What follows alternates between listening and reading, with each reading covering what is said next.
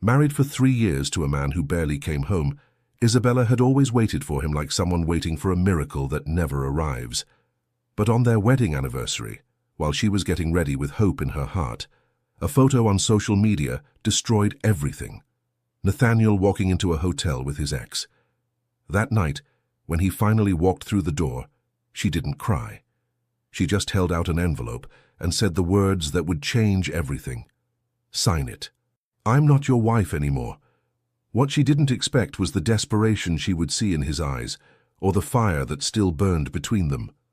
If this story touched your heart, subscribe to the channel, leave your like, and become a member to get early access to upcoming stories. And if you felt it was really worth listening to, also click the Super Thanks button. Your support makes all the difference and helps us keep bringing you stories that move you. Isabella woke up that morning with a heavy heart, but still full of hope. 3 years. 3 years since she'd exchanged vows with Nathaniel Grant, the man with storm-colored eyes who had made her believe in happy endings. But happy endings, she discovered, don't live in empty mansions or cold beds where only one side gets used. The apartment smelled of freshly brewed coffee and loneliness, a scent she knew well. Isabella slid her fingers across the marble kitchen counter, feeling the cold stone against her skin. Outside, the city was already buzzing with car horns and hurried voices, but inside, the silence was deafening. She looked at the calendar hanging on the fridge. A date circled in red, November 29th, wedding anniversary. He'll remember this time, she whispered to herself, though she knew she was lying. Isabella walked to the closet and chose a light champagne-colored silk dress, the same one she'd worn on their first date. Her fingers trembled as she pulled the zipper up her back. She dabbed soft jasmine perfume on her neck, wrists, behind her ears. Each gesture was a silent prayer, a plea to the universe for him to come home, to see her, to finally be present. Nathaniel Grant was a powerful CEO, owner of a corporate empire he'd built from nothing. Everyone admired him. Forbes had ranked him among the most influential businessmen in the country. But Isabella didn't want the man on the magazine cover. She wanted the man who, once, held her hand on a rainy night and promised never to let go.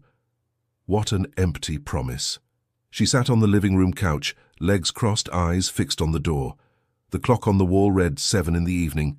He'd said he'd be home early, but early for Nathaniel meant midnight, if she was lucky. Isabella picked up her phone.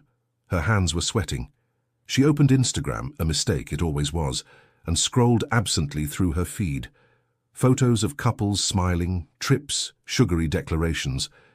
Then the screen froze, a photo posted 20 minutes ago. Nathaniel Grant entering a 5-star hotel downtown, and beside him, in a tight red dress with a triumphant smile, was Victoria Sinclair, his ex-girlfriend, the woman he swore was just part of the past. The air escaped Isabella's lungs as if someone had punched her stomach. She zoomed in on the image. His arm was slightly angled toward Victoria. He wasn't touching her, but the proximity said everything. The way she looked at him, as if he were hers. Isabella felt tears burning, but she didn't let them fall. Not yet. She leaned against the wall, her breathing short and irregular. The silk dress she'd chosen so carefully seemed ridiculous now. Pathetic. She looked at the living room mirror and saw a woman she no longer recognized. Styled hair, flawless makeup, expensive perfume. All for a man who was somewhere else, with someone else. "Happy anniversary, Isabella," she said to her own reflection, her voice breaking. But still she waited, because that's what she always did. Wait, like a fool. The hours dragged by slowly, each minute weighing like lead. Isabella turned off all the living room lights except a small lamp beside the couch. The dim light matched the state of her soul. At 11:15 at night, the door finally opened. Nathaniel walked in, his steps tired, his tie loosened, his jacket thrown over his shoulder. He smelled of women's perfume, not hers. Victoria's sweet, floral scent still clung to him like a silent confession. He stopped when he saw her sitting on the couch, motionless as a statue. "Isabella?" His voice sounded surprised, almost guilty. "You're still up?" She didn't answer, just watched him. His eyes, which once made her melt, now seemed distant, dim. Nathaniel took a step forward, trying to smile. "Sorry I'm late. Important meeting. You know how it is." "I do." Her voice came out calm, dangerously calm. He frowned, confused by the coldness. "Is everything okay?" Isabella stood up slowly. The silk dress slid over her body like water, and for a brief moment Nathaniel looked at her. Really looked. Saw the woman he had and never paid attention to. Guilt flickered in his eyes but quickly disappeared, suffocated by arrogance. She walked to the coffee table and picked up a white envelope. She held it out to him. Nathaniel looked at the envelope, then at her. "What's this?" "Open it." He took the envelope hesitantly and tore the edge. Inside, a document. He read the first few lines and his face went pale. "Divorce petition." "Isabella, what?" He looked up, his expression shocked. "Is this a joke?" She took a step forward, his scent still familiar but now painful. "Sign it." "No." He shook his head, his voice rising. "No. You can't be serious. I'm not your wife anymore, Nathaniel. Not after today." He moved forward, trying to touch her, but she backed away. "Isabella, listen, it wasn't what it looks like. Victoria was at the same hotel as you, on our wedding anniversary." Her voice trembled, but she held firm. "You weren't there when I needed you. Not as a husband, not as a man. And now you betray me even today?" "I didn't betray you," he shouted, desperate. "It was just a business meeting. She invested in the company. I needed to—" "You needed her more than me." Isabella cut him off, tears finally rolling. "I get it." Nathaniel tried to grab her arm, but she pulled away forcefully. "You don't touch me anymore." He froze, watching the woman he loved, or thought he loved, pull away from him for the first time in 3 years. Isabella walked to the door. Before leaving, she looked at him one last time, her eyes red but her voice steady. "You lost me, Nathaniel." The door closed behind her, and for the first time in years, Nathaniel Grant was completely alone. Nathaniel stood frozen in the middle of the empty living room, the envelope still trembling in his hands. The silence Isabella had left behind was different from all the silences he knew. It wasn't the comfortable silence of success, nor the controlled silence of boardrooms where he commanded empires. It was the silence of loss, sharp, cutting, unbearable. He looked around. The house he'd bought to impress her, with its luxury finishes and panoramic city view, now felt like a prison of glass and concrete. He walked to their bedroom, no, her bedroom, and stopped at the door. The bed was perfectly made, as always. Isabella had the habit of smoothing the sheets every morning, even knowing she slept alone most nights. Nathaniel approached slowly and picked up her pillow. He pressed his face against the soft fabric and breathed deeply. Lavender. Her scent was still there, embedded in the fibers, like a sweet and tormenting ghost. He closed his eyes and, for the first time in years, felt something beyond ambition and control. He felt fear. Shit. The word came out hoarse, broken. He sat on the edge of the bed, still holding the pillow, and tried to understand how he'd reached this point. How he'd let the woman he swore to protect, honor, and love become a stranger in her own home. But he knew the answer. He'd always known. He was afraid to love her completely, afraid that if he truly gave himself over, she'd discover who he really was beneath the impeccable suits and magazine covers. An insecure man, full of emotional scars that never healed, who built walls so high around his heart that even he couldn't scale them anymore. Victoria was easy, superficial. She demanded nothing from him beyond appearances and convenience. But Isabella saw through him, and that terrified him. His phone vibrated in his pocket. Nathaniel picked it up with trembling hands. Message from Victoria. "It was great seeing you today. Let's close this deal soon. Kisses." He locked his phone without responding and threw it on the floor. The night passed in agony. Nathaniel didn't sleep. He wandered through the house, touching objects Isabella had left behind. A half-read book on the nightstand, a forgotten coffee cup in the kitchen, a scarf hanging in the closet. Each item was a silent accusation. When the sun finally broke the horizon, Nathaniel made a decision. He wasn't going to give up. He couldn't. He dressed quickly. Jeans, white shirt, no tie. For the first time in years, he didn't care about his corporate image. He grabbed his car keys and left.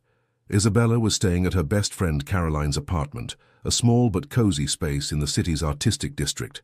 She'd stayed up all night, cried until she had no more tears, and now sat by the window watching the movement of the street below. Caroline entered the room with 2 cups of hot tea. "Have you had anything?" she asked in a soft voice. Isabella shook her head. "I can't." Caroline sat beside her and put her arm around her friend's shoulders. "You did the right thing. Then why does it hurt so much? Because you loved him, and maybe you still do." Caroline sighed. "But loving someone who doesn't value you is losing yourself little by little." Isabella rested her head on her friend's shoulder. "I lost myself, Caroline. I spent 3 years waiting for crumbs of attention. I became a shadow. Not anymore." Caroline squeezed her hand. "Now you rebuild." Before Isabella could respond, the doorbell rang. The 2 exchanged glances. "Are you expecting someone?" Caroline asked. "No." Caroline got up and went to the door. She opened it a crack and came back with wide eyes. "It's him." Isabella's heart raced. "I don't want to see him." "He said he won't leave until you talk to him." Isabella took a deep breath, wiped her swollen eyes, and stood up. She ran her hands over her face, trying to pull herself together, and walked to the door. Nathaniel was leaning against the hallway wall, his eyes red, his face unshaven, his appearance completely disheveled. When he saw her, he straightened up. "Isabella!" She crossed her arms, creating a physical barrier between them. "How did you find me?" "Caroline posted a photo on Instagram last night. I recognized the building." He took a step forward, but she didn't move. "I need to talk to you." "There's nothing to talk about. I gave you the papers. Sign them and it's over." "I'm not signing." His voice came out firm, almost desperate. Isabella let out a bitter laugh. "It's not a choice, Nathaniel. It's my right." "I know, but give me a chance to explain." "Explain what? That you spent 3 years ignoring me?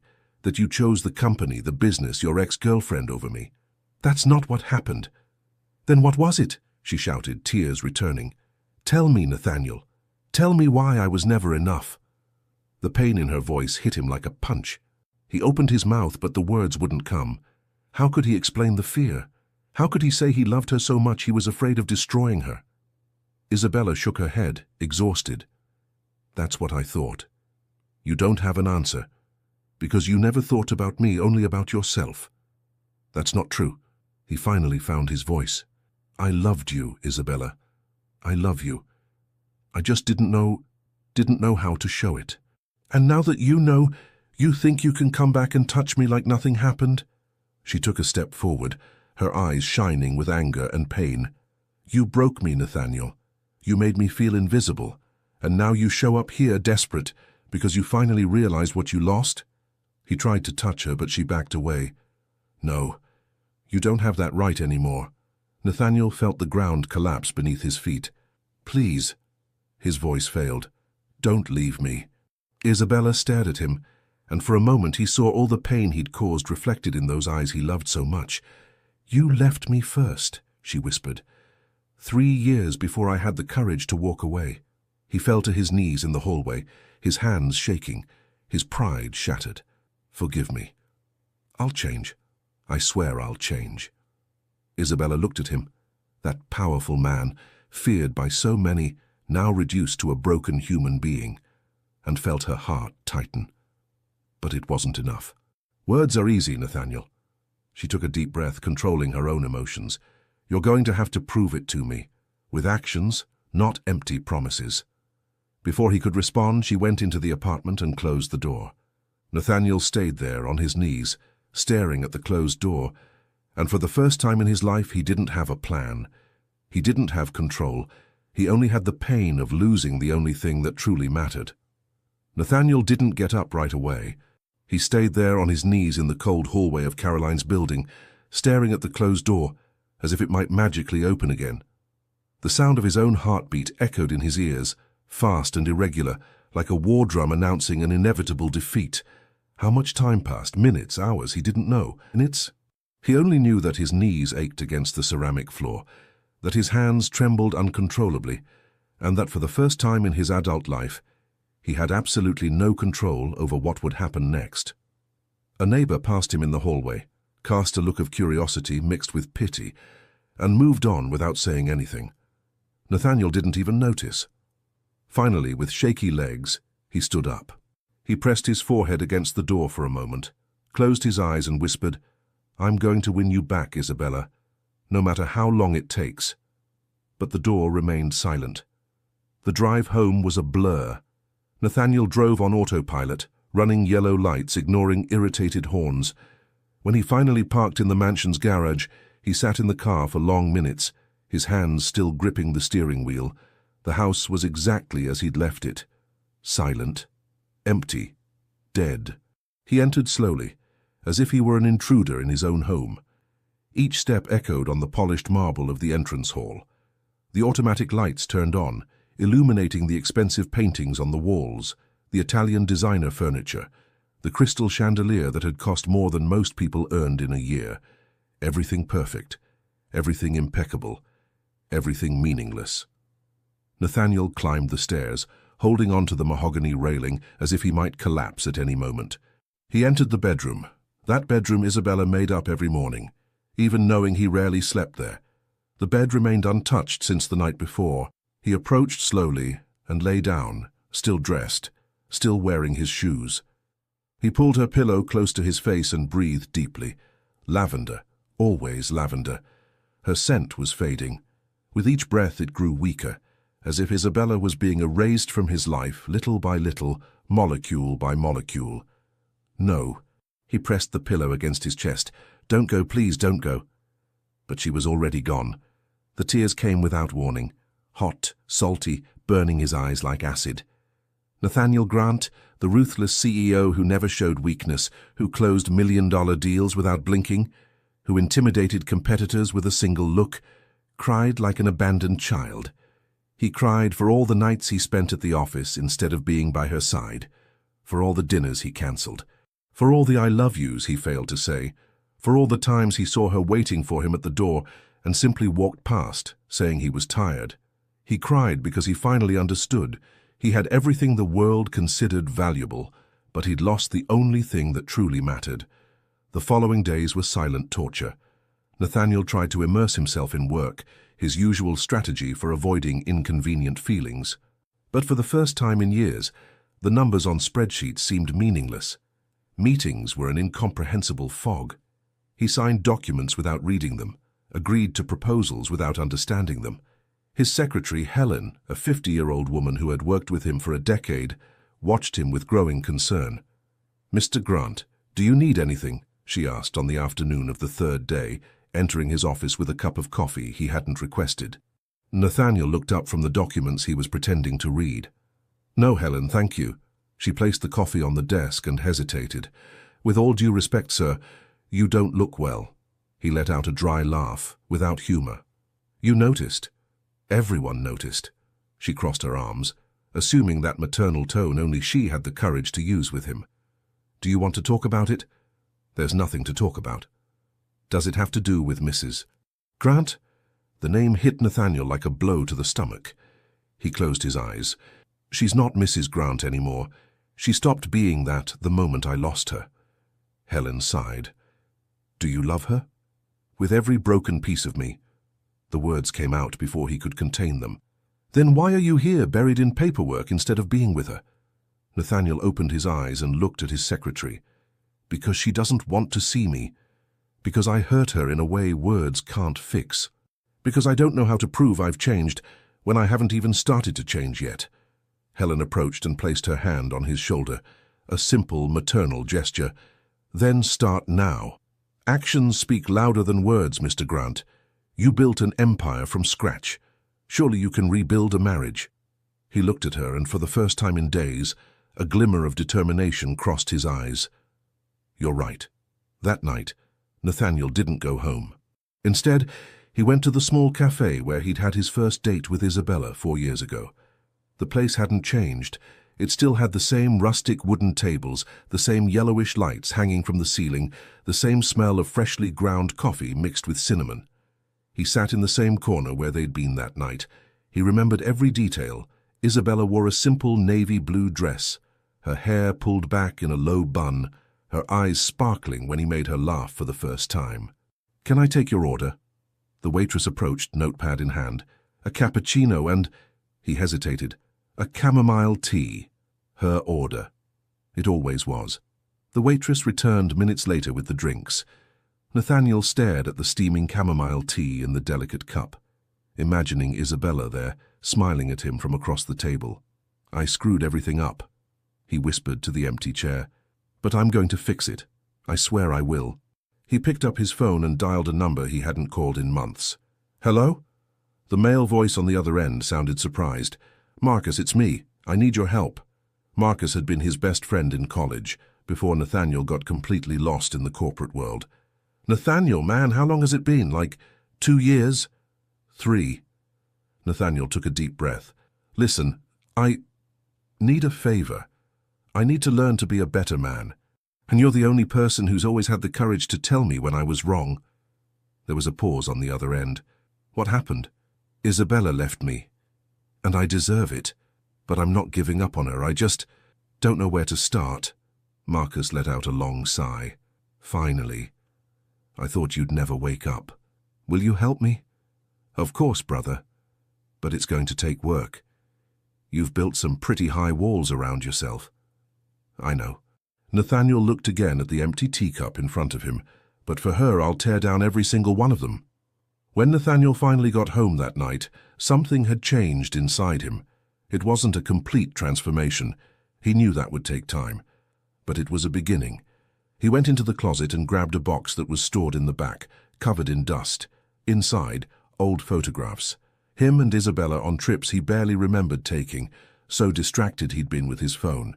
Isabella smiling at her graduation, while he checked emails in the background of the photo. Isabella, always Isabella, trying to create memories while he drowned in ambition. Nathaniel picked up a specific photo. Their wedding day. Isabella looked at him with so much love in her eyes it hurt just to see it. And him. He wasn't even looking at her in the photo. He was looking at some distant point, probably already thinking about the next deal. "Forgive me." He touched her face in the photograph. "I'm going to make it worth it, I promise." He tucked the photo in his shirt pocket, right next to his heart, and for the first time in days managed to sleep. But his sleep was tormented by nightmares of a life without her. 2 weeks had passed since Isabella left the mansion that was never truly a home. 2 weeks of silent reconstruction, of learning to breathe again without the constant weight of rejection crushing her chest. She sat in a small cafe near Caroline's apartment, her fingers sliding over the tablet where she sketched a new necklace design. The morning sun came through the window, warming her skin in a way that reminded her she was still alive, still capable of feeling something beyond pain. The design she was creating was bold, a delicate white gold chain intertwined with small onyx stones, representing strength emerging from darkness. It was a piece she would never have designed a few weeks ago, when she still saw herself only as Nathaniel Grant's forgotten wife. Now she was Isabella Morrison again, and she was starting to remember who that woman was. "That design is incredible." The male voice came from behind her, soft but confident. Isabella turned, startled. A tall man with wavy brown hair and honey-colored eyes smiled at her. He wore a casual grey sweater over a white shirt, had a leather briefcase under his arm, and carried a coffee to go. "Sorry, didn't mean to startle you." He extended his free hand. "Michael Hawthorne. I'm a freelance product designer. Couldn't help but notice your work." She hesitated for a second, but shook his hand. His palm was warm, firm, comforting. "Isabella Morrison. Thank you." "Morrison?" He tilted his head, thoughtful. "You're not the Isabella who studied jewelry design at Parsons Academy?" She blinked, surprised. "How do you know that?" "We have mutual friends. Actually," he smiled with a touch of shyness, "we grew up in the same neighborhood. You don't remember me, but I remember you. Your family lived 3 houses down from mine." Isabella studied him more closely. And then the memory returned, hazy but present. A skinny boy with braces who used to help her carry her school books. "Michael! Little Michael Hawthorne!" He laughed, a genuine laugh that lit up his whole face. I've grown a bit since then. Quite a bit. She felt a real smile touching her lips for the first time in weeks. My God, how long has it been? 15 years? Maybe more. He gestured to the empty chair across from her. May I? Isabella nodded, and Michael sat down, placing his briefcase beside him. So, jewelry design? You always talked about that in school. I'm glad you followed your dream. I did for a while, then life happened. She looked away, the pain trying to return. Michael noticed the immediate change in her tone and didn't push. Well, it looks like you're getting back on track. That design is professional. Have you thought about selling your pieces? Actually, I'm looking for a job in the field. I need to start over. The words came out more vulnerable than she intended. What a coincidence. Michael leaned forward, his eyes shining. I work with a luxury product design company. They just opened a position for a jewelry designer. It's called Atelier Lumière. Ever heard of it? Isabella felt her heart race. Atelier Lumière was one of the most respected design houses in the city, known for blending classic elegance with modern innovation. Of course, but getting a position there is almost impossible. Not with an internal recommendation, Michael smiled. Let me see more of your portfolio. Isabella hesitated, but something in his sincerity made her trust him. She opened other folders on the tablet, showing designs she'd created over the years, some old, some new, born from recent pain. Michael studied each piece with genuine attention, asking technical questions, praising design choices, suggesting small adjustments. They talked for almost 2 hours, the coffee growing cold and forgotten between them. You have real talent, Isabella, he finally said, his voice serious. I'm going to call my director today. I'm sure she'll want to meet you. Michael, I don't know what to say. She felt tears of gratitude stinging her eyes. Don't say anything. He gently touched her hand on the table, a gesture of pure friendship. Just promise you'll show up for the interview. I promise. 3 days later, Isabella was in the elegant office of Atelier Lumière, wearing a navy blue suit that Caroline had insisted she buy, her heart pounding as she presented her portfolio to Diane Rousseau, the creative director. Diane was a 50-year-old French woman with silver hair cut in an elegant bob and penetrating eyes that seemed to see through people. Interesting, she murmured, turning the pages of the physical portfolio Isabella had prepared. Your older pieces are beautiful but safe, predictable, but these here, she pointed to the recent designs, they have soul, they have pain transformed into beauty. That's rare. Isabella felt warmth rise to her face. Thank you. You went through something difficult recently, didn't you? Diane looked at her directly. Yes. There was no point in lying. Good. Pain is the best teacher for artists. You're hired. 3-month trial period. If you impress me, it becomes permanent. Isabella could hardly believe it. Really? I don't usually make jokes. Diane closed the portfolio. You start Monday. Michael will be your direct mentor. The new routine brought life back to Isabella in ways she hadn't imagined possible. Every day she woke up with purpose. She dressed carefully, not to impress an absent husband, but to feel powerful, beautiful, seen. She walked to the atelier office, where she spent hours drawing, consulting with artisans, watching her creations take physical form. And Michael was always around. He wasn't just a professional mentor. He'd become a true friend, someone who listened without judgment, who made her laugh during lunch, who respected her emotional boundaries without ever pushing. But Isabella wasn't blind. She saw the way he looked at her when he thought she wasn't noticing. That soft look, loaded with something that went beyond friendship. One night, working late on a complicated design for an important client, Isabella was so focused she didn't notice Michael approaching. You forget to eat when you're focused. He placed a box of Thai food beside her. The smell of curry and lemongrass invaded her senses, making her stomach growl embarrassingly. Thank you. She smiled, picking up the chopsticks. You always save me.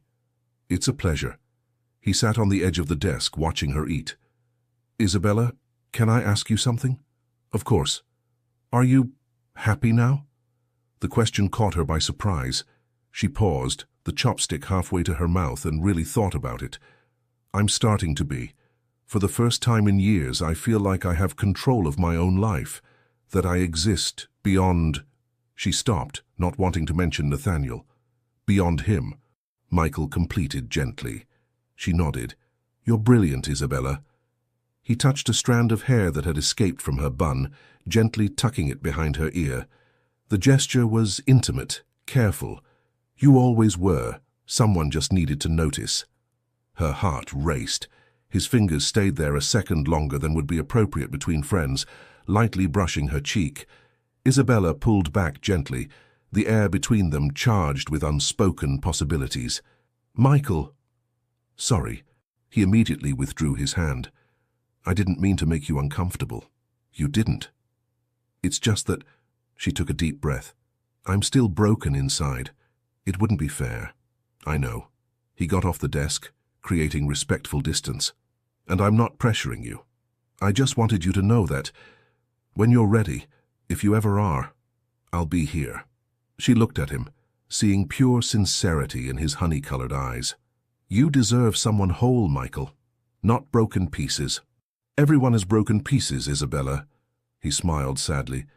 "The thing is finding someone whose pieces fit with yours." Before she could respond, his phone rang. He answered, stepping a few paces away. Isabella returned to the design, but her mind was far away. For the first time since leaving Nathaniel, she allowed herself to imagine a possibility. What if she could start over? What if she could be loved the right way? But then Nathaniel's image invaded her mind. The stormy eyes, his familiar scent, the way her body still responded to the simple memory of his touch. She shook her head, trying to push the thoughts away. The past was the past. It had to be. But why then did her heart still ache when she thought of him? Nathaniel didn't mean to be there, not really. He'd spent the last 3 weeks trying to respect Isabella's space, working on himself with Marcus's help, attending therapy for the first time in his life, reading books on emotional intelligence, even participating in a support group for men struggling with vulnerability. Each step was a battle against years of conditioning that taught him feelings were weaknesses. But that Friday afternoon, after a last-minute cancelled meeting, Nathaniel found himself driving aimlessly through the city. Or at least that's what he told himself. His subconscious, however, had other plans. He stopped at a red light and looked around, trying to get his bearings. That's when he saw the sign Atelier Lumière. The name was vaguely familiar. He frowned, trying to remember where he knew it from, when the memory hit him like lightning. Isabella had mentioned this place once, almost 2 years ago. They were having dinner, one of those rare occasions when he was actually present. She'd talked with shining eyes about how working at Atelier Lumière was her dream, how their design philosophy aligned perfectly with her creative vision. He had nodded distractedly, murmuring something about, "That's nice, honey," before going back to looking at his phone. The light turned green, but Nathaniel didn't move. Cars honked behind him. He pulled over sharply to the side of the road, his heart racing. Could she be working there now? Before he could question the decision, he got out of the car and walked toward the elegant glass and steel building. Through the wide ground-floor windows, he could see a sophisticated showroom with jewelry pieces displayed in illuminated cases. And then he saw her. Isabella. She was standing near a work table on the second floor, visible through the open windows. She wore an emerald green midi dress that Nathaniel had never seen before. Elegant, modern, nothing like the conservative clothes she used to wear when they were married. Her hair was down in natural waves, falling over her shoulders. She was laughing at something. Her head tilted slightly back, her face lit up with genuine joy that Nathaniel hadn't seen in years. His chest tightened. She was beautiful, radiant, happy without him. And then Nathaniel saw the reason for her laughter. A man stood beside her, tall, handsome, wearing casual but elegant clothes. He gestured animatedly as he spoke, and then did something that froze the blood in Nathaniel's veins. The man touched Isabella's hair, delicately, with familiarity, tucking a strand behind her ear. And she let him. Didn't pull back, didn't move away. Just smiled at him, that soft smile that used to be reserved only for Nathaniel. His vision went red. The air escaped his lungs. His hands clenched into fists so tight, his nails dug into his palms. Before he could think rationally, Nathaniel pushed through the glass door of the building and entered. The receptionist tried to stop him, but he ignored her completely, climbing the stairs 2 steps at a time. When he reached the 2nd floor, his presence was immediate and impossible to ignore. Several people turned to look at him, that tall man in a dark suit, jaw clenched, eyes burning with dangerous intensity. Isabella felt the change in atmosphere before she saw him. When she finally turned and her eyes met his, all the blood drained from her face. "Nathaniel." Her voice came out weak, incredulous. He walked toward her, completely ignoring Michael, his eyes fixed only on her. "We need to talk." "No." She took a step back, regaining her composure. "You can't just show up at my job." "Your job?" He looked around, trying to keep his voice controlled, but the tone came out bitter. "Since when do you work here?" "That's none of your business." "Of course it is. You're still my wife." "I'm not." Isabella raised her chin, her eyes shining with determination. "You got the divorce papers, Nathaniel. Technically, we're already separated." Michael stepped forward, positioning himself protectively beside Isabella. "Look, man, I think you'd better leave. She asked you to go." Nathaniel finally looked at him. Really looked. He now saw details he hadn't noticed from the street. The way Michael stood too close to Isabella, how his hand hovered near her waist, ready to touch. He also saw the genuine concern in the man's eyes, not just from a co-worker, but from someone who cared. "And who the hell are you?" Nathaniel's voice came out dangerously low. "Michael Hawthorne. I work here, and I'm Isabella's friend." "Friend?" Nathaniel let out a humorless laugh. "Friends put their hands in each other's hair?" Isabella felt her face burn. "How did you... Were you watching me?" "No, Nathaniel ran his hand through his hair, frustrated. "I saw by chance. I was passing by and—" "Liar!" She interrupted him, her voice cutting. "You don't pass by this neighborhood by chance. You followed me." "I didn't follow you. I just—" He stopped, realizing how desperate he sounded. "I just wanted to see if you were okay." "I'm fine. Better than I've been in years." The words were a knife in his heart. "Now please leave." Nathaniel looked from Isabella to Michael and back to Isabella. The pain in his eyes was raw, exposed. "Are you with him now?" The silence that followed was deafening. "That's none of your business," Isabella finally said, her voice softer now but still firm. "It is my business," Nathaniel exploded, his voice echoing through the open office space. Everyone stopped working, staring. "You're my wife." "I was." Isabella took a step forward, her eyes shining with tears she refused to shed. "I was your wife, but you never treated me like one. And now you show up here, make a scene, act like you have some right over me. I have a right. You're mine. You always were. I was never yours, Nathaniel." Her voice broke slightly. "You never wanted me enough to truly make me yours." The words hit him like punches.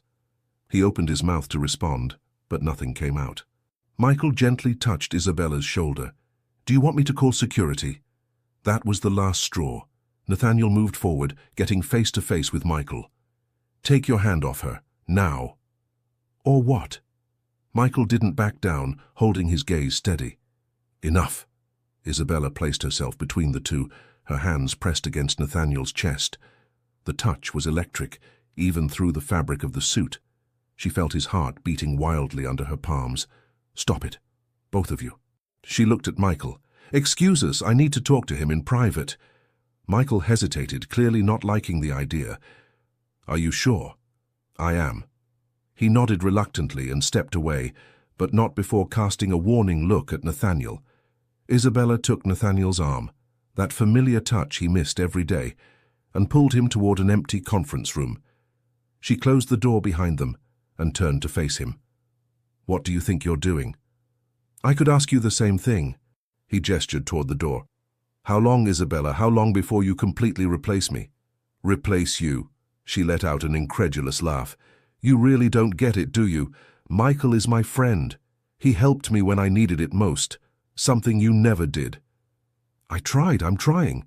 Nathaniel moved forward, frustration overflowing. "I started therapy. I'm working on myself. All for you." "For me?" Isabella shook her head. Or because you finally realized what you lost? Both, he admitted, his voice hoarse. Yes, it took me too long to wake up. Yes, I was a selfish idiot who didn't value the incredible woman I had. But I'm changing. For real. Words, Nathaniel. Just words. Then what do you want from me? He finally broke, his voice rising. Tell me, what do I need to do? Isabella stared at him, and for the first time he saw not just pain, but pure anger in her eyes. I want to know what I want. She took a step toward him. I wanted you to have shown up for one of my birthdays in the last 3 years. I wanted you to have turned off your phone during one dinner. I wanted you to have touched me, kissed me, made me feel desired at least once without me having to beg for attention. Each word was an accusation, an open wound. I wanted you to have chosen me instead of the company, instead of work, instead of your ex-girlfriend. Nothing happened with Victoria, Nathaniel shouted back. How many times do I have to say it? It doesn't matter if it did or didn't. Isabella felt tears finally streaming down. What matters is that you chose to be with her on our anniversary instead of being with me. That you made me feel so small, so insignificant, that I started to believe I didn't deserve to be loved. The pain in her words destroyed him. Isabella. He reached out his hand, but she pulled back. No, you don't touch me anymore. She wiped the tears angrily. You lost that right. I love you. The words came out desperate. I know I didn't show it. I know I failed in every possible way, but I love you more than anything in this world. Isabella laughed, but it was a joyless laugh. You love the idea of me. You love the security of having someone waiting at home, but you never truly loved me. Because if you did, you would have fought for me when we were still us. Not now, when it's too late. It's not too late. He moved closer, brushing his nose against hers, his warm breath touching her lips. She felt her whole body react to the proximity. It's never too late for us.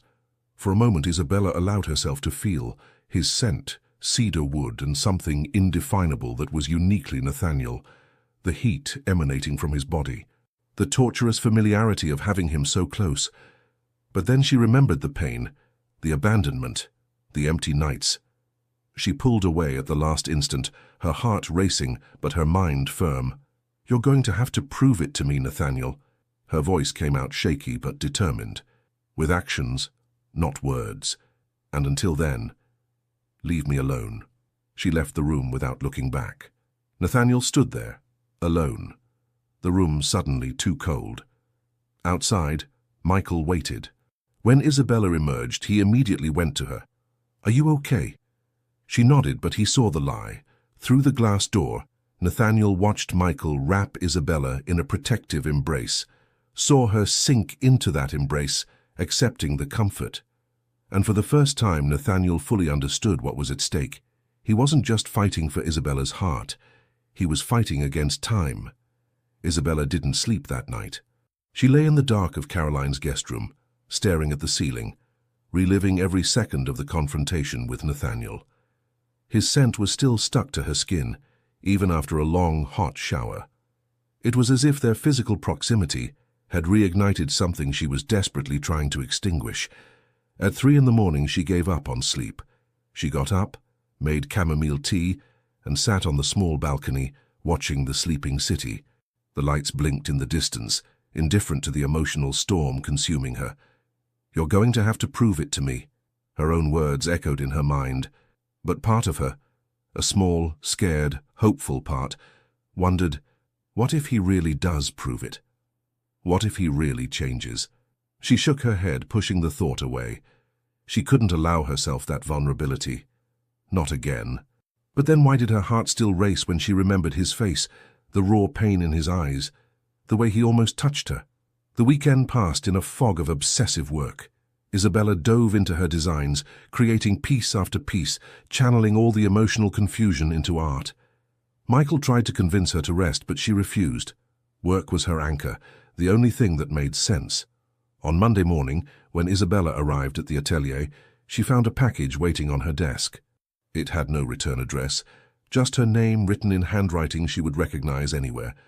With trembling hands, she opened it. Inside, carefully wrapped in tissue paper, was an antique book, The Art of Renaissance Jewelry, She gasped. It was a rare edition, out of print for decades, that she'd mentioned only once in casual conversation years ago. Nathaniel must have searched for months to find it. A card accompanied it. "You once said this book changed your vision of design. I hope it reminds you of when we still believed in dreams, and I hope that one day you'll believe in me again. N." Isabella held the book against her chest, feeling tears burning. He remembered. After all these years, he remembered. "Everything okay in there?" Michael's voice came from the doorway. She quickly wiped her eyes and turned around. "Yes, just an unexpected gift." Michael saw the book, the card, and his face closed slightly. "From him?" "Yes." There was an uncomfortable silence. "Isabella, I know it's not my place, but be careful. Men like that don't change overnight." "I know." She put the book in the drawer.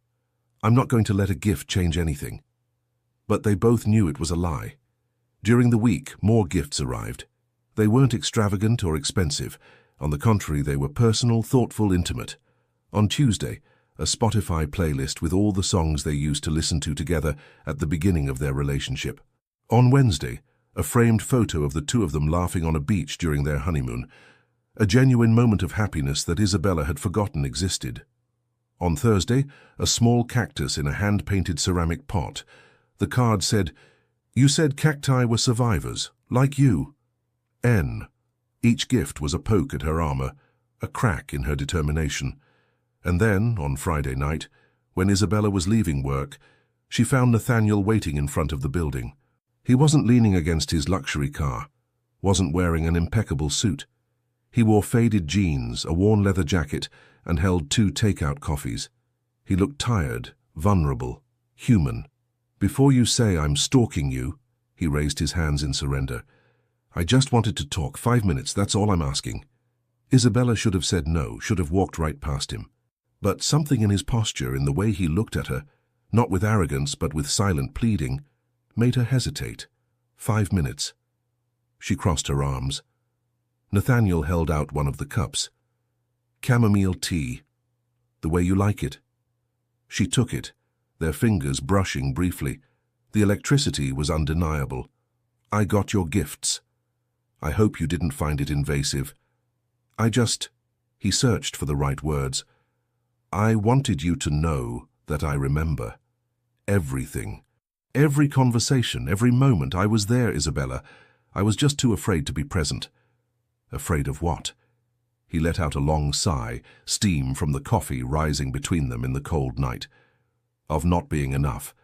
That if you really knew me, the man underneath the success, the money, the image, you'd leave." Isabella blinked, surprised by the raw honesty. "So you left first, emotionally?" "Yes," he admitted, his voice heavy.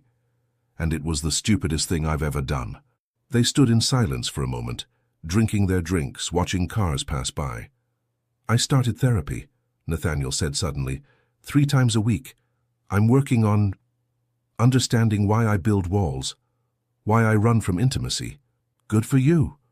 Isabella's voice came out colder than she intended. "I'm not telling you to score points, Isabella. I'm telling you because you deserve to know I'm trying, for real." She looked at him, studying his face. There were dark circles under his eyes, lines of tension that weren't there before. He looked older, but also more real. "Why now, Nathaniel?" Her voice finally broke. "Why only now that you've lost me do you decide to show up?" He took a step toward her, and this time Isabella didn't pull back. "Because I'm an idiot. Because I believed the lie that there would always be time, that you'd always be there, waiting, no matter how much I neglected you." His eyes shone with unshed tears. "And when you left, when I realized there wouldn't be any more tomorrows, it was like waking up from a coma and discovering that life passed while I slept." Isabella felt her own tears threatening to fall. "You broke me, Nathaniel. You made me feel so small, so invisible that I started to disappear even from myself." "I know, and I'll carry that guilt for the rest of my life." He took another step, now so close she could feel the heat emanating from him. "But I'm not giving up on you. On us. There is no us anymore. There is." His voice became hoarse, intense. You feel it too? This thing between us that doesn't die, no matter how much we try to bury it? Isabella felt her heart hammer in her chest. He was right. There was something, an electric current, a visceral connection that wouldn't break, even after everything. Feeling isn't enough, she whispered. I know. That's why I'm going to prove it. Every day, in every possible way. He raised his hand slowly, giving her time to pull back. When she didn't, he gently touched her cheek. The touch was fire and ice at the same time. Just give me a chance. A real one. Isabella closed her eyes, allowing herself to feel that touch for a moment. Every neuron screamed at her to pull away, to protect her already wounded heart. But the body had its own memory, remembered when those hands made her feel safe, loved, seen. She opened her eyes and met his, stormy, vulnerable, desperate. Nathaniel, Her voice failed. You what? He moved closer, his thumb caressing her cheek. I'm scared. The confession came out in a broken whisper. I'm scared to believe in you and be destroyed again. Never again. He pressed his forehead against hers, their breaths mixing. I swear on my life, Isabella, I'll never hurt you again. You swore before. At the altar, the memory was a stab. Nathaniel pulled back slightly, pain crossing his face. You're right. I broke those vows in every possible way without technically cheating on you. He held both her hands now, squeezing as if she might disappear. But I'm asking you to let me try again. Not as we were, but as we can be. Better, more honest, more present. Isabella looked at their intertwined hands. They seemed so right together, like two puzzle pieces she was trying to force not to fit. And Michael? The question came out before she could think. Nathaniel tensed but didn't let go of her hands. What about him? He's there for me. Every day. He makes me laugh. He makes me feel visible. Are you falling in love with him? The question came out hoarse, afraid of the answer. Isabella paused, searching for honesty within herself. I don't know. Maybe I could. He's everything you weren't. Each word was a blade, but Nathaniel didn't back down. Then why are you still here talking to me, letting me touch you? He pulled her closer, their bodies almost touching now. Why do your eyes still light up when you see me, even if it's with anger? Because I'm an idiot. Tears finally rolled down her cheeks. No. He wiped the tears with his thumb. Because you love me, still, as much as I love you. Loving you hurts me. Then let me fix it. Let me learn to love you the right way. He pressed his lips to her forehead, a soft, reverent kiss. Please. Isabella closed her eyes, allowing herself to sink into that moment. His scent enveloped her completely. Cedar, coffee, and something indefinable that was purely Nathaniel. All her defenses began to crumble brick by brick. I have to go. She pulled away abruptly, scared by the intensity of what she was feeling. Isabella, wait. No. She shook her head, creating physical distance. This is too much. It's too fast. I need space to think. Nathaniel nodded, visibly fighting the impulse to hold her. Okay, I understand. He took a step back. But I'll keep proving it. Every day, until you believe. Isabella looked at him one last time, this man who broke her heart, and now seemed determined to piece it back together, and walked away. But with each step, she felt his eyes burning on her back, and part of her, that treacherous part that still loved him, wanted to turn around and run back. But she didn't. Not yet. The invitation arrived on a sunny Monday, hand-delivered by Michael during lunch break. Isabella was immersed in a particularly complex design, a bracelet inspired by constellations, when he knocked lightly on her office door. Can I interrupt? He held a small white box tied with satin ribbon. Of course. She saved the file and turned around. What's this? Michael entered and placed the box on the desk, looking slightly nervous, something unusual for someone normally so confident. Open it first. Isabella untied the ribbon and opened the box. Inside was a chocolate cupcake with shiny ganache frosting and, stuck on top, a small card shaped like a golden star. It's your favorite cupcake, from the bakery you mentioned once. Michael leaned against the desk, and before you ask, no, it's not your birthday. I just thought you deserved something sweet today. She smiled, genuinely touched by the gesture. Michael, you didn't have to. I know, but I wanted to. He hesitated, then continued. Actually, there's something on the card. Isabella picked up the golden star and read, Dinner with me this Saturday. I promise it's not work. Just you, me, and a night without complications. M. Her heart skipped. Part excitement, part apprehension. Michael. Before you say no, he raised his hand, there's no pressure. If you're not ready, I completely understand, but he searched for the words. You deserve to have fun, Isabella. You deserve to be courted the right way. And selfishly, I'd love to be the man who does that. Isabella looked at the card, at the cupcake, at Michael with his honey-colored eyes full of sincere hope. I need to think about it. Of course. He smiled, but she saw the flash of disappointment. No rush. Let me know when you decide. When Michael left, Isabella stared at the invitation for long minutes. Part of her, the rational part, the part trying to move forward, wanted to say yes immediately. Michael was good, safe, present. But the other part, that stubborn, masochistic part that still pulsed when remembering Nathaniel's touch days ago, hesitated. That night, Isabella talked to Caroline about the invitation while they prepared dinner together at the apartment. You should go, Caroline said, cutting tomatoes for the salad with precise movements. Michael is perfect for you. Thoughtful, respectful, present. Everything Nathaniel never was. I know. Isabella stirred the sauce on the stove absently. But, Caroline looked at her. But I can't stop thinking about Nathaniel. The confession came out low, ashamed. Caroline let out a long sigh.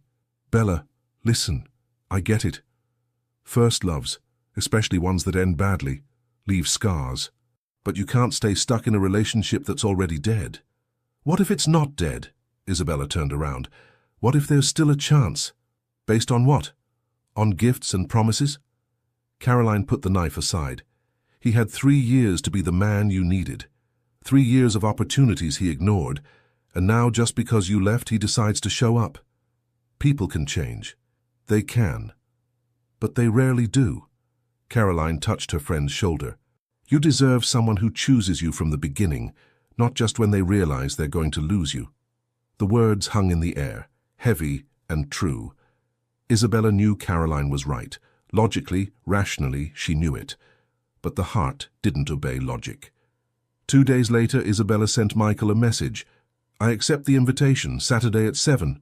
The response came in seconds. Perfect. I'll pick you up. Wear something comfortable but elegant. It's a surprise. Isabella looked at the message, trying to feel the excitement she should be feeling.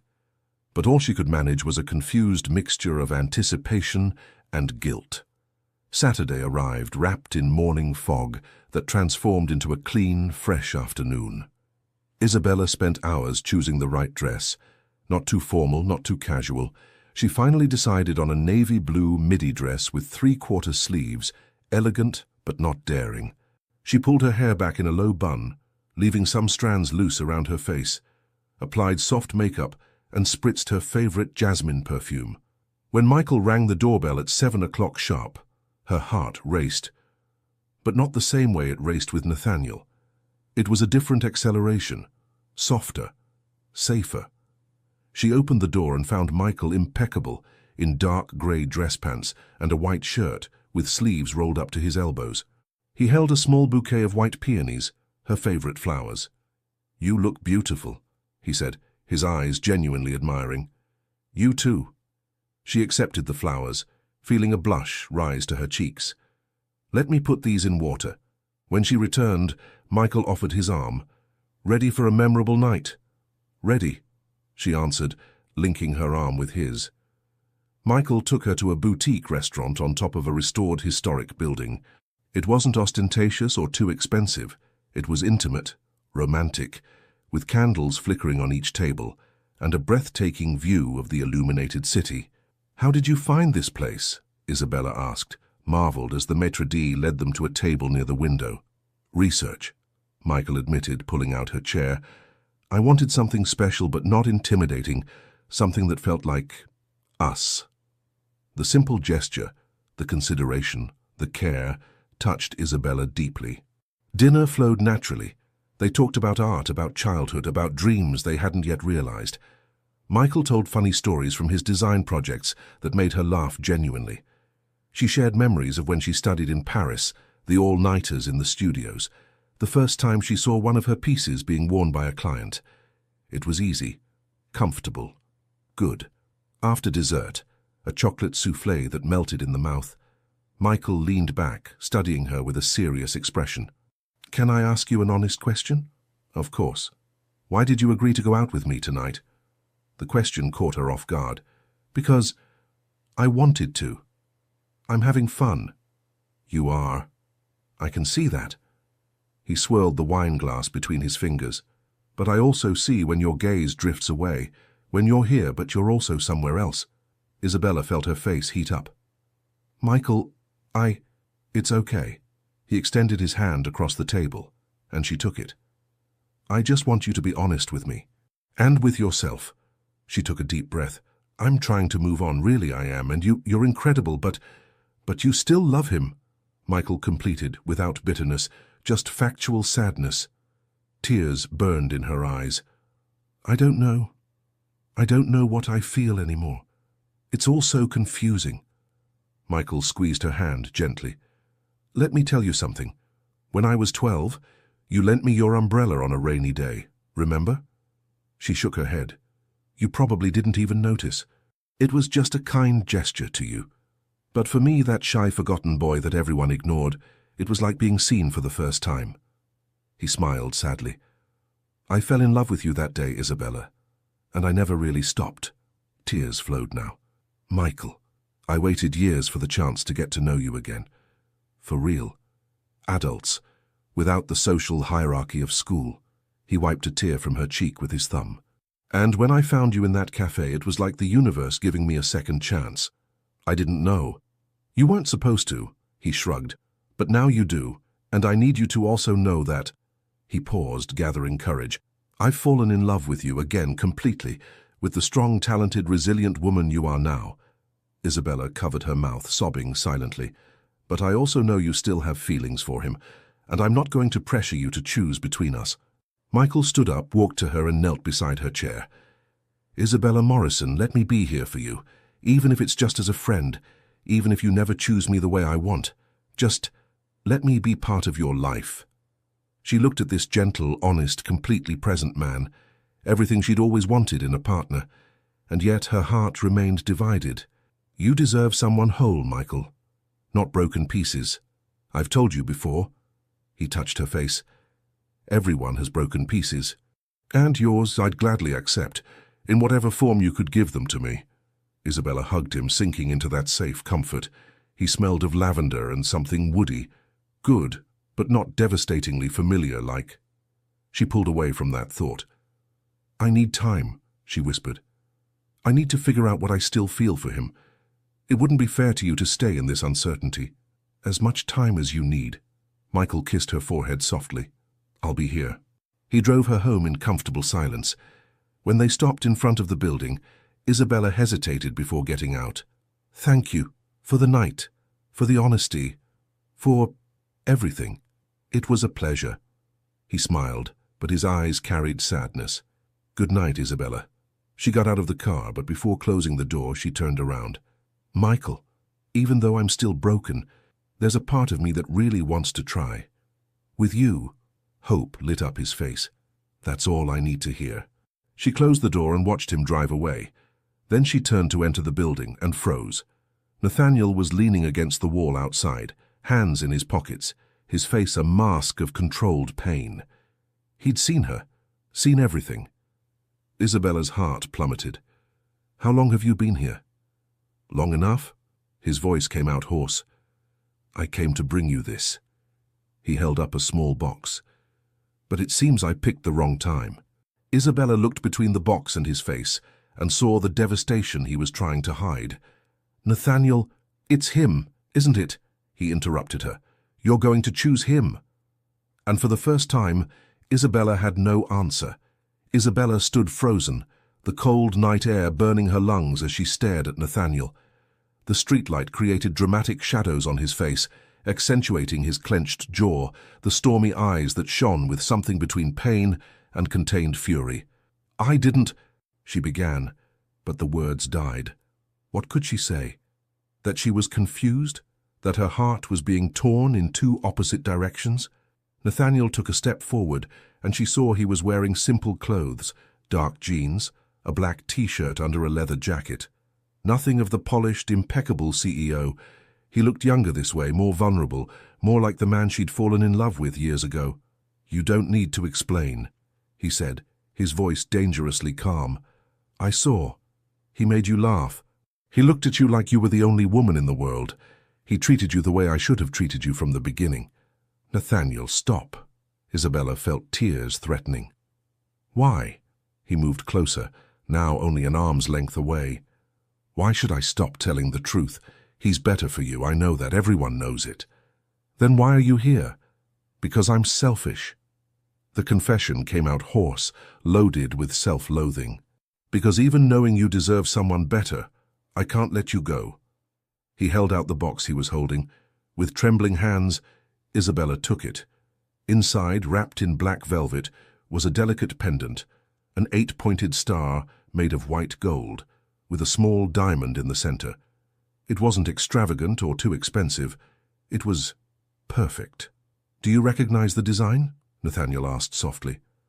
She looked closer, and her heart stopped.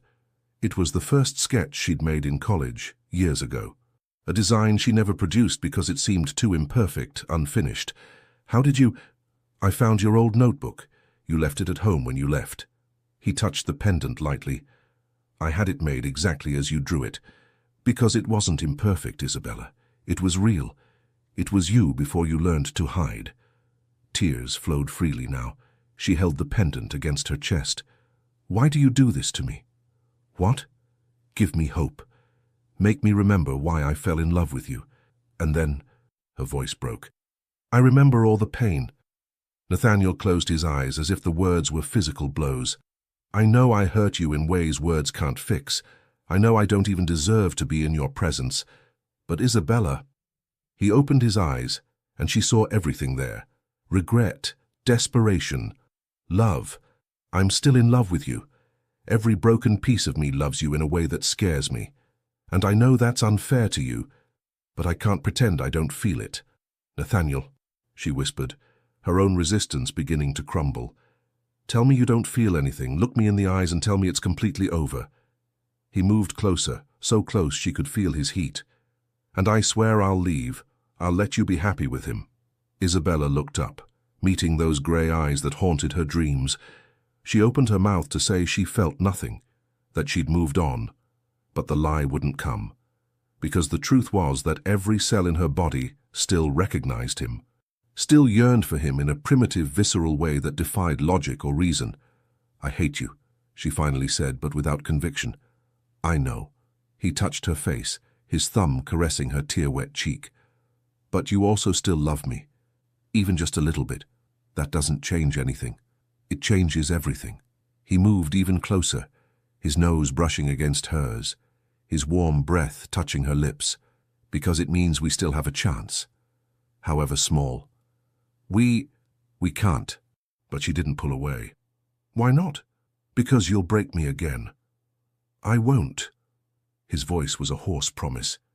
"Never again. I'd rather die than cause you more pain." "Words, Nathaniel. Just words." "Then let me show you." He pressed his forehead against hers, eyes closed, hands now holding her face with reverence. "Let me love you the way you always deserved." Isabella should have pulled away, should have been strong. But 3 years of loneliness, of unrequited desires, of touches that never came, all of it weighed more than reason. "Just tonight," she whispered, hardly believing her own words. "I don't promise anything after. Just tonight." He agreed, but his eyes said something else. They said forever. Nathaniel pulled her closer, eliminating the last inch of distance between them. His hands slid from her cheek to the nape of her neck, fingers intertwining in the loose strands of hair. Isabella felt her whole body shiver at the familiar but so desperately missed touch. "Isabella." He breathed her name like a prayer, and then he kissed her. It wasn't a gentle or hesitant kiss. It was pure urgency, 3 years of longing concentrated in a single moment. His lips pressed against hers with hunger, with desperation, with a need that made the world around them disappear. Isabella should have resisted, but the instant his mouth touched hers, all resistance evaporated. She grabbed his jacket, pulling him closer, responding to the kiss with equal urgency. It was wrong, it was complicated. It was them. When they finally separated to breathe, both were panting. Nathaniel pressed his forehead against hers again, hands still holding her face as if she might disappear. "Come with me," he pleaded, his voice hoarse. "Where? Anywhere. Just stay with me tonight. Please." Isabella knew she should say no. Knew this would only complicate an already impossible situation. But when she looked into his eyes and saw raw vulnerability, pure desire, desperate love, her mouth said something different from what her mind was screaming. "My apartment," she whispered. "Caroline's traveling." The elevator ride to the apartment was torture. They stood in opposite corners, looking at each other, the sexual tension so thick it could be cut with a knife. Nathaniel's fingers gripped the metal handrail tightly, his knuckles white. Isabella pressed her back against the wall, trying to control her breathing. When the doors finally opened on her floor, they walked in silence down the hallway. Isabella's hands trembled so much she could barely get the key in the lock. Nathaniel covered her hand with his, helping turn the key. The touch sent electricity up her arm. The door opened. They entered. And the moment it closed behind them, any pretense of control disappeared. Nathaniel pressed her against the door, hands on either side of her head, eyes burning into hers. "Last chance to change your mind," he said, breathing irregular. "Because if you let me touch you, I don't know if I'll be able to stop."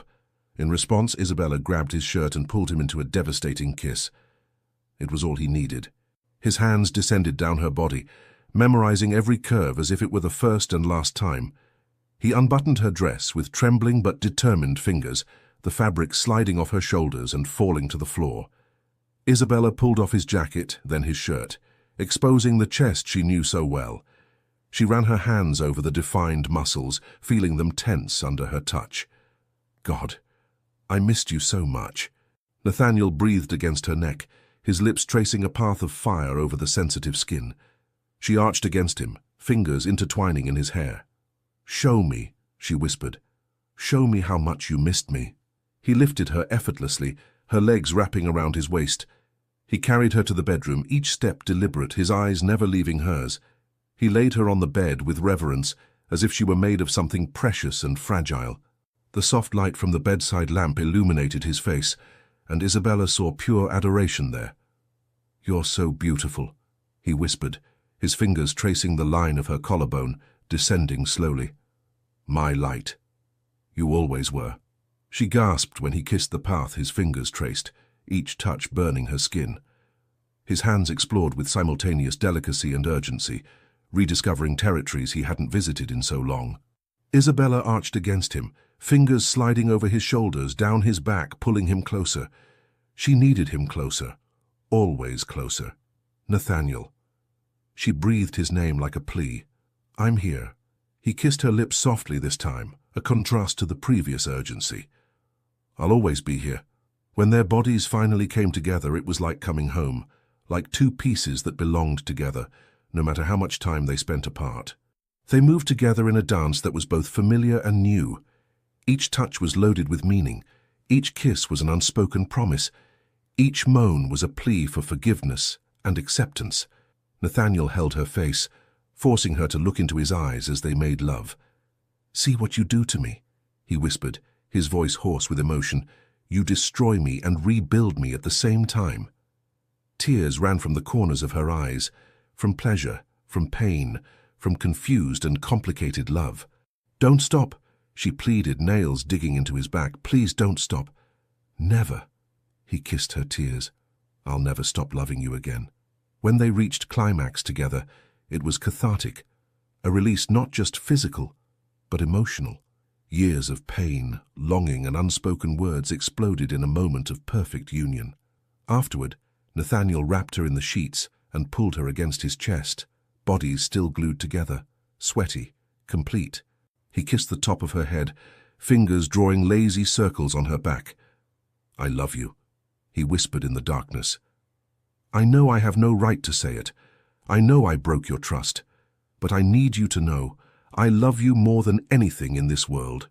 Isabella was silent for a long moment, her face pressed against his chest, listening to his racing heartbeat. "I love you too," she finally admitted, her voice small. "And I hate you for it." He laughed, but it was a sad laugh. "Fair enough." She pulled back slightly to look at him. "This doesn't change anything, Nathaniel. Tomorrow I'll still be confused. I'll still be afraid. I'll still have Michael offering something you never gave me." "I know." He touched her face gently. "But today, in this moment, you're mine, and I'll treasure this memory until you decide what you want." "What if I choose him?" Pain crossed Nathaniel's face, but he didn't look away. "Then I'll let you go, because I love you enough to want your happiness, even if it's not with me." Isabella didn't know if she believed that, but in that moment, wrapped in his arms, feeling the heat of his body against hers, she allowed herself to forget tomorrow. Just for tonight, she allowed herself to be his again, and when she finally fell asleep, it was the deepest, most peaceful sleep she'd had in months. Nathaniel stayed awake, watching her sleep, memorizing every detail of her face. He ran his fingers gently through her hair, breathing in the jasmine scent he loved so much. "I won't lose you again," he promised in a whisper, "no matter what I have to do." And for the first time since she'd asked for the divorce, Nathaniel Grant felt something beyond despair. He felt hope. Isabella woke to sunlight filtering through the curtains, warming her face. For a confused moment, she forgot where she was. Then she felt the weight of an arm around her waist, the warmth of a male body pressed against her back, soft breathing against her neck. Nathaniel. The memory of the previous night came like a wave, the kiss on the street, the urgency in the elevator, the complete surrender in the bedroom. She closed her eyes, fighting against the panic that threatened to rise. What did I do? As if sensing the tension in her, Nathaniel stirred. The arm around her tightened slightly, pulling her closer. He murmured something incomprehensible against her hair, still half asleep. Isabella turned carefully to face him. Asleep, he looked younger, more vulnerable. The tension lines that normally marked his forehead were softened, his lips slightly parted. A lock of hair fell over his eyes. Without thinking, she reached out and brushed the lock away. The simple, intimate gesture made her heart tighten. I still love him. The realization wasn't new, but feeling it so clearly in the light of day was terrifying. Nathaniel's eyes opened slowly. When he saw her looking at him, a small, hopeful smile touched his lips. "Hi," he said, his voice hoarse with sleep. "Hi," she responded, suddenly shy. They stayed like that for a moment, just looking at each other, neither wanting to break the fragile bubble of morning. "Do you regret it?" Nathaniel finally asked, fear showing in his voice. Isabella considered the question honestly. "I don't know," she admitted. "Ask me again tomorrow." He nodded, accepting the uncertainty. "Can I make you breakfast?" The simple, domestic question made something stir in her chest. How many mornings had she dreamed of this? Of him there, present, wanting to take care of her in small but significant ways. "Do you know how to cook?" she asked, an attempt at lightness. "No," he admitted with a crooked smile. "But I can burn toast with style." She laughed, a genuine laugh that made him smile more widely. "Okay, burnt toast with style." The morning passed in a surreal fog. Nathaniel, wearing only his jeans from last night, prepared a surprisingly edible breakfast, while Isabella, wrapped in a loose robe, watched from the kitchen counter. They talked about trivial things, the weather, a documentary she'd watched, a new project he was considering. Nothing about the elephant in the room. What did last night mean? Where were they going from here? But reality couldn't be avoided forever. Isabella's phone vibrated on the coffee table. She ignored it the first time. The second. On the third, Nathaniel looked at her. It might be important. Reluctantly, she picked up the phone. 3 messages from Michael. "Good morning. Hope you slept well. I was thinking, want to have lunch today? There's a potential client who would love to meet your work. Sorry to bombard you, let me know when you can. Guilt cut through Isabella like a blade. Michael. Kind, thoughtful, present Michael, who had declared himself to her last night. And a few hours later, she was in bed with her ex-husband. Nathaniel saw the change in her expression. Is it him? She nodded, unable to lie. His face closed slightly, but he said nothing. Just went back to stirring the coffee he wasn't drinking. Nathaniel, she began, you don't owe me explanations, Isabella. He interrupted her, but his voice was tense. We don't have anything official. You're free to... To what? Be torn between two men? She put the phone down on the counter with more force than she intended. This is ridiculous. I'm not that kind of person. I know you're not. He finally looked at her. That's why you need to choose. And whatever your choice is, I'll respect it. What if I don't know how to choose? Then I'll keep fighting, proving I deserve a second chance, until you're sure one way or another. Before Isabella could respond, the doorbell rang. They both froze. Are you expecting someone? Nathaniel asked. No. She got up cautiously and walked to the door, looking through the peephole, and felt her blood run cold. Victoria Sinclair was on the other side, perfectly put together in a designer suit, holding a leather briefcase. Isabella turned to Nathaniel, eyes wide. It's Victoria, she whispered. His expression went from confusion to anger in a second. What does she want here? How would I know? Isabella hissed. She's your ex. The doorbell rang again, more insistent. Nathaniel stood up and walked to the door, opening it abruptly before Isabella could stop him. Victoria blinked in surprise at seeing him, especially shirtless, clearly having just woken up there. Nathaniel. Her voice was controlled, but Isabella saw the flash of anger in her eyes. What are you doing here? I could ask you the same thing. He crossed his arms. Victoria looked past him, seeing Isabella in her robe, and a cold smile touched her lips. How convenient. Saves me time not having to find you separately. She raised the briefcase. Can we talk? It's about business. Business that affects both of you. Isabella felt a knot form in her stomach. What are you talking about? Victoria entered without being invited, placing the briefcase on the living room table and opening it with efficient movements. As you know, I've invested significantly in Grant Enterprises over the last few months. She pulled out some documents. What you may not know is that I now own 20% of the company's shares. Nathaniel went pale. You? What? I bought through subsidiaries, perfectly legal. Victoria smiled. And now, as a major shareholder, I have certain demands. What kind of demands? Isabella asked, a bad feeling growing. Victoria stared directly at her. Simple. Nathaniel ends any ridiculous reconciliation with you, marries me within a year, consolidating our companies, or I sell my shares to your biggest competitor. She paused for effect. Which, as you both know, would give them majority control and destroy everything you built. The silence that followed was absolute. You're kidding, Nathaniel finally said, his voice dangerously low. I'm dead serious. Victoria closed the briefcase. You have 1 week to decide, me or the company. She walked toward the door, then stopped and looked at Isabella. Oh, and honey. Her tone was falsely sweet. He always comes back to me. He always has. You're just a temporary distraction. The door closed behind her with a soft click. Isabella felt her legs weaken. Nathaniel caught her before she fell, guiding her to the couch. Breathe, he said, kneeling in front of her. Just breathe. She... Isabella couldn't form the words. It's blackmail, Nathaniel said, jaw clenched. And I'm going to sue her until... You'll lose your company. Isabella interrupted him, looking at him. Everything you built. I don't care. Liar, she shouted, tears finally falling. That company is your life. It always has been. It's why you neglected me for years. It was my life, he held her face. Until I realized I built an empty empire. What good is having everything if I lose you? Nathaniel, you can't. I can. And I will. He wiped her tears. I'll find a way to fight her legally, but even if I can't, even if I lose everything, the company, the money, the status, I'll still have chosen you. I'll always choose you.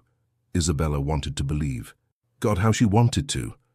But years of disappointment made it hard to trust. What if you regret it?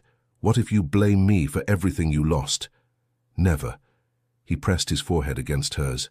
The only regret I have is not making this choice 3 years ago.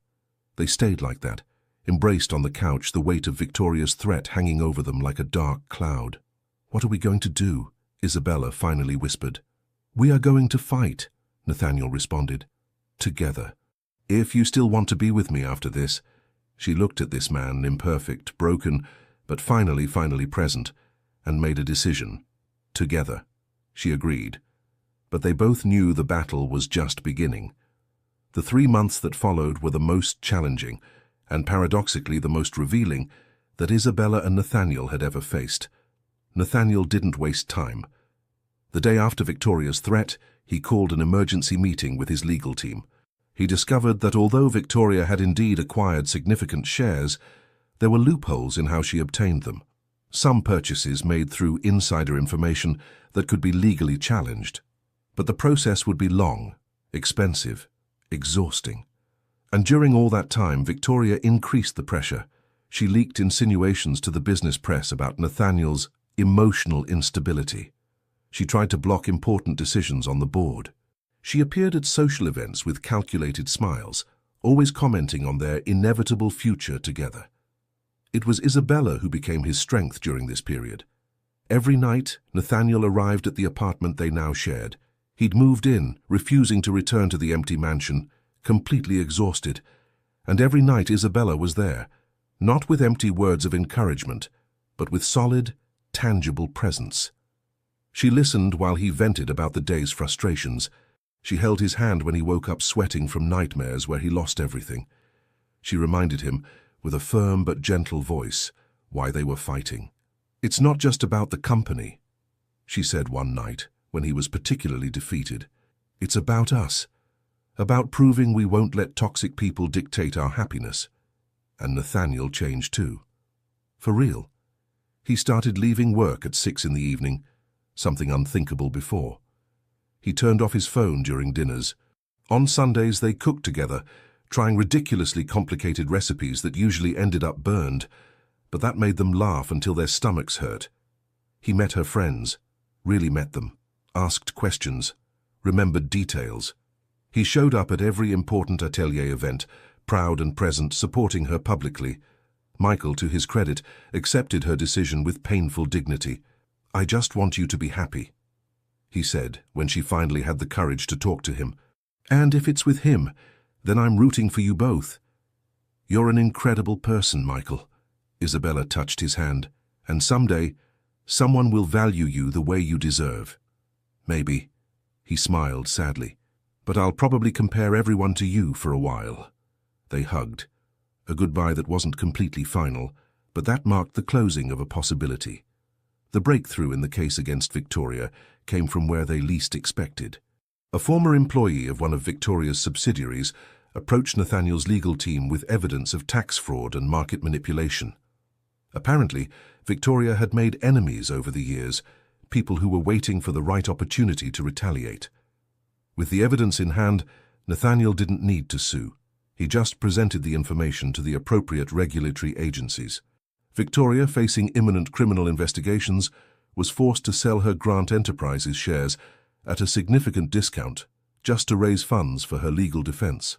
Nathaniel bought them back through a trust fund, regaining control of his company. But the victory wasn't as sweet as it should have been. You know what I realized? He told Isabella the night everything was finalized. They were sitting on the apartment balcony, watching the illuminated city. I spent so much time building this empire, thinking it was what defined me. And when I almost lost it, I discovered I didn't care that much. Isabella snuggled against him, her head on his shoulder. So what defines you then? You. He kissed the top of her head. Us. The small moments. The burnt toast. Your laughter when I watched those terrible cooking shows with you. He paused. I realized I built the company as armor. If I was successful enough, rich enough, powerful enough, maybe I'd be worthy of being loved. You were always worthy. Isabella lifted her head to look at him. You just needed to believe it. You made me believe it. He touched her face.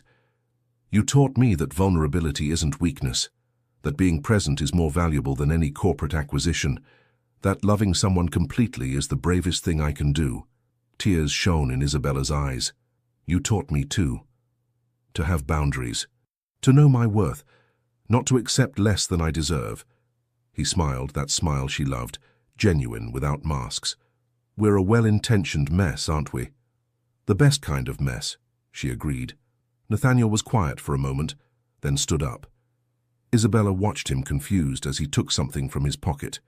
When he knelt in front of her, her heart stopped. Isabella Morrison. He opened a small velvet box. Inside wasn't an expensive, ostentatious ring, but something simple and perfect. A gold band with small diamonds forming a constellation. Her design. The constellation she'd drawn months ago, representing two beings meeting in chaos. I asked you to marry me once before, and I broke those vows in ways that deeply shame me. Tears streamed freely down her face now. So I'm not asking you to renew old vows. I'm asking to make new ones, based on who we are now, what we learned. The love that's stronger for having been tested and broken and rebuilt. His own voice failed. Marry me, again, for the first time for real. Nathaniel, she sobbed. I don't promise to be perfect. I promise to mess things up from time to time. But I promise to be present. I promise to fight for us every day. I promise you'll never feel invisible again. Because I'll see you, celebrate you, love you out loud until my last breath. He held her hand. So, will you? Isabella got down from the bench where she was sitting and knelt in front of him, holding his face between her hands. Yes, she whispered. 1,000 times. Yes. He slid the ring onto her finger and then pulled her into a kiss that was promise, celebration, and new beginning all together. 2 months later, on a deserted beach at dawn, Isabella and Nathaniel exchanged vows for the second time. There were no guests, no photographer, no ostentation. Just the two of them, barefoot in the still cold sand, wearing simple white clothes with the ocean as witness. Nathaniel wrote his own vows. Isabella, I promise to choose you, every day in every possible way. I promise that when life gets hard, I won't run away. I'll stay and fight by your side. I promise to listen not just to your words but to your silences. I promise that our home will be a place where you are seen, heard, valued. I promise to be your partner, your best friend, your lover, your safe harbor. You are my light, yesterday, today, and all the tomorrows. Isabella, with a choked but firm voice, responded, Nathaniel, I promise to love you not despite our imperfections, but through them. I promise to be patient when you stumble, because I'll stumble too. I promise to remind you of who you are when you forget. I promise to build a life with you based on honesty, vulnerability, and presence. I promise that our love will be our refuge, our adventure, our truth. I choose you too, always. There was no officiant.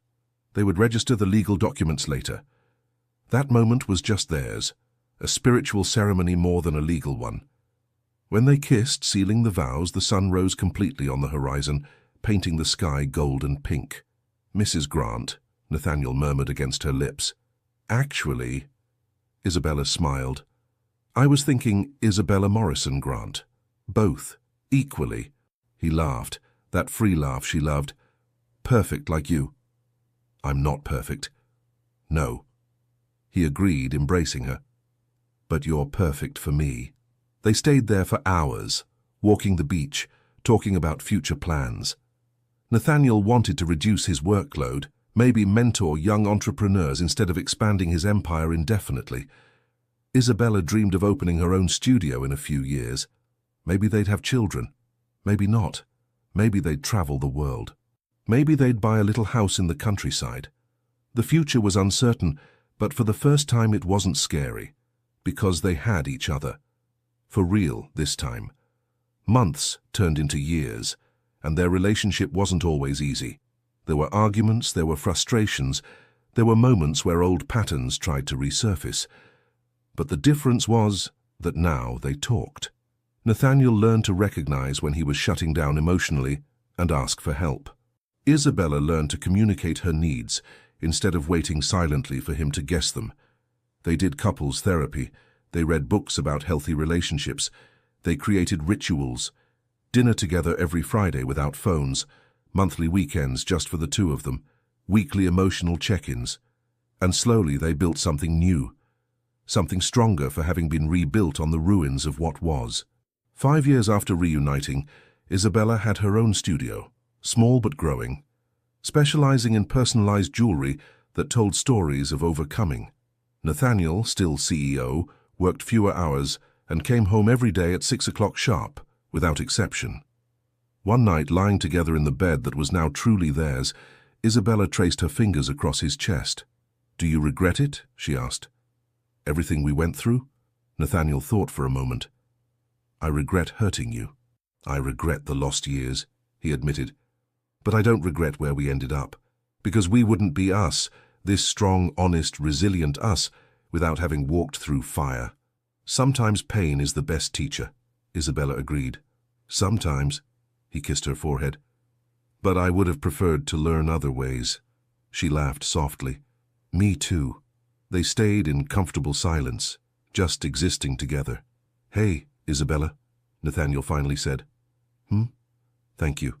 "For what?" "For not giving up completely on me. For giving me the chance to prove I could change. For loving me even when I didn't deserve it." His voice was loaded with emotion.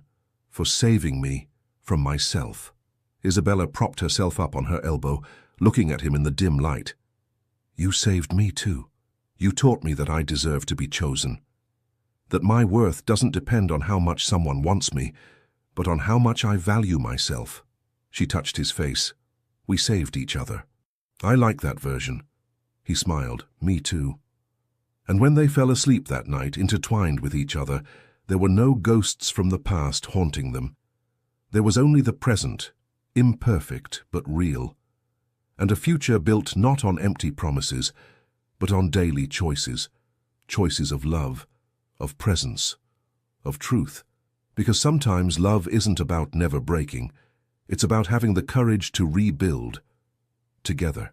In the end, Isabella and Nathaniel didn't find a perfect love. They found a true love. They learned that love isn't measured by the absence of pain, but by the courage to stay when it hurts. That rebuilding is braver than never breaking, and that being present every single day is the greatest act of love we can offer. They proved that second chances aren't about erasing the past, but about honoring it while building something stronger, more honest, more real. Because in the end, we all deserve to be chosen, not once but repeatedly day after day. And maybe that's the greatest lesson. True love isn't a destination. It's a choice we make, again and again, until it becomes the only possible choice. If this story touched your heart, subscribe to the channel, leave your like and become a member to get early access to upcoming stories. And if you felt it was really worth listening to, also click the super thanks button. Your support makes all the difference and helps us keep bringing you stories that move you.